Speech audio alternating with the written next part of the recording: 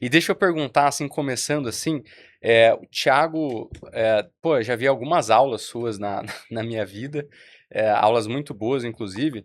Mas, Thiago, deixa eu te perguntar um negócio, cara. O que que é psicopatia? O que que é um psicopata, assim? Acho que é uma excelente pergunta, né? E gera uma comoção, apesar de estar tão enraizado na cultura popular, né? A gente vê filmes, séries, até esse fenômeno do true crime. Inclusive, vindo pra cá, eu tava assistindo um podcast sobre true crime, com um psicólogo falando sobre essa questão da psicopatia. E é interessante que existem vários mitos, existem várias questões técnicas, né, que eu acho que é interessante passar para o público. Basicamente, psicopatia é um transtorno de personalidade. É uma alteração Hum, grave de personalidade que tem um conjunto de características afetivas, interpessoais, de estilo uhum, de vida, de comportamentos antissociais. E é uma coisa que a psicopatia talvez seja tão antiga quanto a história da humanidade. A gente tem vários textos, inclusive na Bíblia, tem descrições de quadros compatíveis com o que a gente chama de psicopatia hoje em dia, mas fazendo um recorte assim da psiquiatria, acho que no século XIX, principalmente no começo do século XX, isso ficou um pouco mais estabilizado, mais estudado, mais bem definido.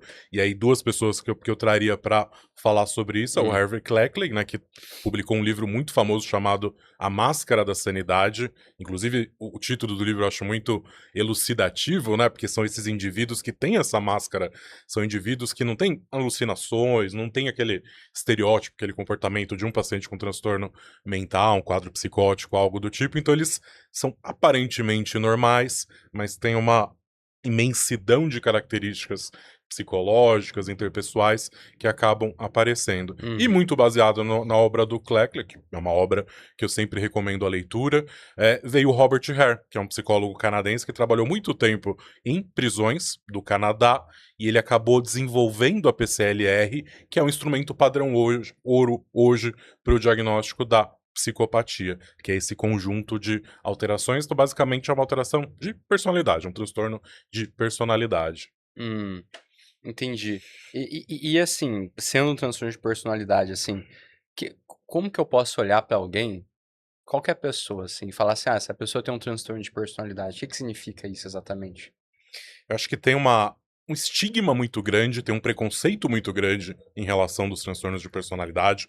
É algo que é muito colocado na literatura. Tem alguns transtornos de personalidade, como por exemplo, transtorno de personalidade borderline, Hum, que ainda bem que se fala cada vez mais, figuras públicas assumem essa questão dessa condição, por exemplo, transtorno de personalidade borderline, mas em relação da psicopatia ainda está um pouco envolto em alguns mitos, tem uma associação muito direta com violência, criminalidade, que eu acho que é uma coisa que a gente pode conversar um pouquinho mais pra frente, mas basicamente a gente vai fazer análise de alguns elementos da personalidade durante um processo de avaliação, né, seja clínico ou seja no ambiente forense, basicamente como que a pessoa age no mundo, como que ela se comporta frente às pessoas, como que são os padrões de relacionamento, se ela consegue construir metas pró-sociais que a gente fala, que ela hum, consegue ter um ambiente construtivo, como que é essa relação com as pessoas, ela tem uma empatia, ela tem uma capacidade de ter relações mais significativas, ou então ela faz um uso mais utilitário das pessoas para conseguir aquilo que ela quer ao longo da vida.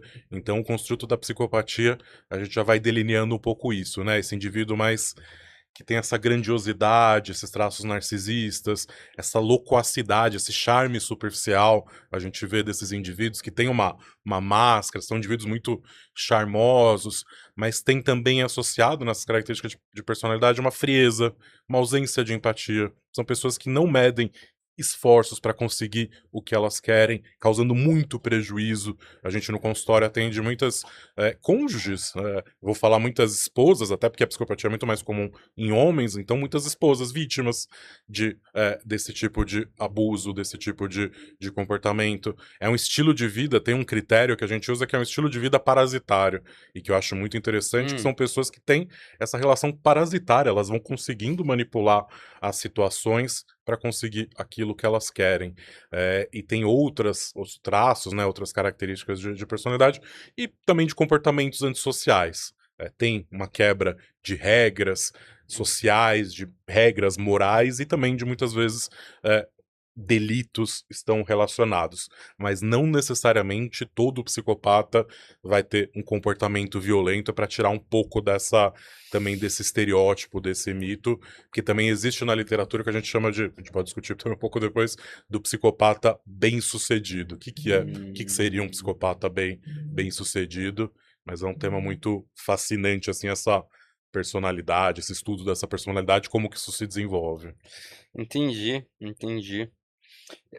Ô Gustavo, eu lembro que eu dei uma lida, assim, no a sua tese de mestrado foi justamente sobre psicopata na Fundação Casa, é isso? Isso. A rigor, traços psicopáticos. Qual que é a diferença? Então, quando eu fiz a dissertação de mestrado, a gente teve que ser muito cuidadoso com os critérios científicos para definir o objeto de estudo, né? Então, por definição, você não pode chamar alguém de psicopata antes dos 18 anos. Então, esse é o primeiro ponto. Então, na Fundação Casa, a gente avaliava adolescentes, adolescentes a partir de 12 anos, que eram internados na Fundação Casa, de 12 a 21. Então, tinha esse cuidado da gente poder usar essa categoria só a partir dos 18 anos. Antes disso, em geral, cai naquele campo dos transtornos de conduta, né? Lembrando que não necessariamente um transtorno de conduta vai virar uma psicopatia. Isso é um ponto. E por que traços psicopáticos? É porque existe uma definição de que, dentro dessa critéria do HER que o Thiago citou, da PCLR, se você pontuar no meio do caminho, né, a escala vai de 0 a 40 pontos. Então, se você pontuar ali entre 12, 20, 21, 24 pontos, aí vai depender do país, você entra numa categoria de traços psicopáticos. É como se você tivesse que ter atenção àquele indivíduo sem necessariamente chamá-lo de psicopata. Seria mais ou menos, né, mais uma analogia, acho que bem clara com a questão do espectro, né? Quando a gente fala em espectro autista, que é um termo mais comum, então a gente poderia chamar assim de um espectro psicopático. Então, para ser bem criterioso na minha amostra e na minha pesquisa, a gente identificou traços psicopáticos e não necessariamente psicopatia. Isso tem um motivo, que é o fato de que a maioria dos jovens infratores não é psicopata. Mesmo quando a gente pensa acima de 18 anos, eles não são psicopatas. Na verdade, psicopata é a maioria. Eles são criminosos comuns. Psicopata é a minoria. Perdão, psicopata é a minoria. Tá. Eles são criminosos comuns que podem ou não ter algum transtorno mental, mas que o transtorno mental, na maioria das vezes, nem justifica a relação com o crime. Então, acho que é importante situar isso, né? O psicopata é a minoria, pelo menos na amostra que a gente estudou, a maioria entra ali naquela classificação de traços psicopáticos. Isso para aquela população da Fundação Casa. Eu fiz mestrado em 2014, salvo engano. Então isso é um trabalho de 10 anos atrás, né? Talvez a gente pudesse rever isso hoje, né? As coisas vão mudando, mas naquela época era assim, a maioria apresentava traços psicopáticos e não psicopatia. Entendi. E assim, você sabe se, uma curiosidade mesmo, assim, você sabe se, por exemplo, da população carcerária adulta, assim, tem estatística disso? Tipo, X% é psicopata, ou traços psicopáticos, sei lá. Tem, no Brasil muito falha, né? No Canadá as estatísticas são mais precisas, inclusive o grande impacto que o Hare trouxe, né, o psicólogo canadense, ele trouxe para esse campo, a partir da PCLR, era a ideia de separar os psicopatas dos criminosos comuns. Então a ideia dele era a seguinte: o criminoso comum, quando está influenciado pela presença de um psicopata no ambiente carcerário, ele tem um comportamento pior. Aquela história que a gente às vezes fala no Brasil, né, que a cadeia piora o sujeito, tem um pouco a ver com isso, né? E pode acontecer mesmo, especialmente na presença de um psicopata, né? Então a influência então isso não é lenda. Isso não é lenda. A influência que ele causa em criminosos comuns pode piorar o comportamento ali durante a prisão e pode piorar até o comportamento do indivíduo no sentido de recuperação dessa pessoa. Então, quando vem o conceito do Hare de psicopatia, quando ele define à luz desses critérios, né, dessa escala chamada BCLR, o objetivo ali era prever a reincidência criminal. O objetivo era especificamente no ambiente criminal, que era a ideia de apontar os indivíduos que tinham mais chances de reincidir no crime. Então, Olha só. você vê como uma coisa complexa, né? A gente está falando de uma coisa clínica da psiquiatria, mas a gente está usando um conceito que é, digamos, da criminologia. E criminologia não é psiquiatria. Enfim, então a gente vai ter que conversar bastante hoje sobre isso para tentar assentar um pouco o assunto, que é Rapaz, complexo. então esse negócio de, por exemplo, assim, às vezes a pessoa, sei lá, comete algum furto, assim. Então, de fato, as pessoas, por exemplo, sei lá, tá presa lá, é capaz de ter alguém psicopata, clinicamente psicopata, piorar a pessoa que entra. Não é loucura, então, isso.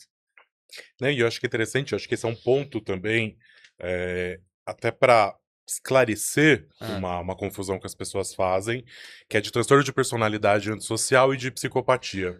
Eles não são sinônimos, Ah, é? apesar do que Pô, as você sabe. pessoas falam e que a gente vê muito. Por exemplo, vocês convido os espectadores digitarem na busca do YouTube e vão aparecer pessoas falando que são sinônimos, mas não são construtos completamente diferentes. Inclusive tem capítulos de livro do Hare ele explicando e justificando por que que são coisas diferentes. Sério, você sabe que até na residência, assim, é muito comum, mas muito comum, todo mundo achar que, tipo assim, o antissocial é uma espécie de espectro, do tipo assim, esse é pouco psicopata, então a gente chama de antissocial. Ah, não, esse daqui, pô, matou, fez um monte de coisa aqui, então esse daqui é psicopata mesmo. Mas então não é assim. Os critérios do transtorno de personalidade antissocial têm uma longa história, mas da maneira como a gente entende eles hoje, vem do DSM-3. Então, o DSM é da Associação Americana de Psiquiatria e tem uma série de critérios que foram colocados e a pessoa precisa cumprir os requisitos para ser diagnosticada com quadro de transtorno de personalidade antissocial. E naquela época eles julgaram que seria mais válido e mais interessante, mais fidedigno entre avaliadores, né, a questão da confiabilidade, de você colocar somente comportamentos que fossem diretamente observáveis. Então, por exemplo, um dos critérios é de um indivíduo que tem uma impulsividade, uma irresponsabilidade, que são coisas que você consegue avaliar diretamente, efetivamente, mas, por exemplo, tem indivíduo que comete uma série de tem uma série de comportamentos que são motivos de detenção. E aí já começa uma problemática, porque o que é um motivo de detenção aqui no Brasil é diferente do que é na Indonésia, no Japão. Então Hum, já gera um certo ruído. Porque eles acreditavam que já existiam, né, os estudos de psicopatia na época, mas eles achavam que certos traços de personalidade, por exemplo, frieza, ausência de remorso, os psiquiatras não iam conseguir avaliar adequadamente, então eles optaram por fazer uma divisão mais de comportamentos observáveis. Isso já foi realmente rebatido, mostrou que os psiquiatras realmente têm essa capacidade, psiquiatras, psicólogos, de avaliar esses traços de personalidade. Então ficaram esses construtos diferentes, porque o transtorno de personalidade antissocial ou dissocial na CID tem a CID-10 ou DSM, mas a psicopatia é o construto da PCLR. Te dando um exemplo numérico que eu acho que vai facilitar muito na hum, cabeça de quem está assistindo, você pega a população carcerária. tá. 50 a 80% vai preencher critério para transtorno de personalidade antissocial. E aí você fala, e já tem críticas em relação a isso, putz, se 80% daquelas pessoas preenchem critério, qual que é o poder discriminador que a gente tem? Porque se quase todo mundo, qual que é a utilidade de dar Uhum. esse diagnóstico? E muitos críticos falam, vocês estão diagnosticando criminosos comuns com essa lista de comportamentos.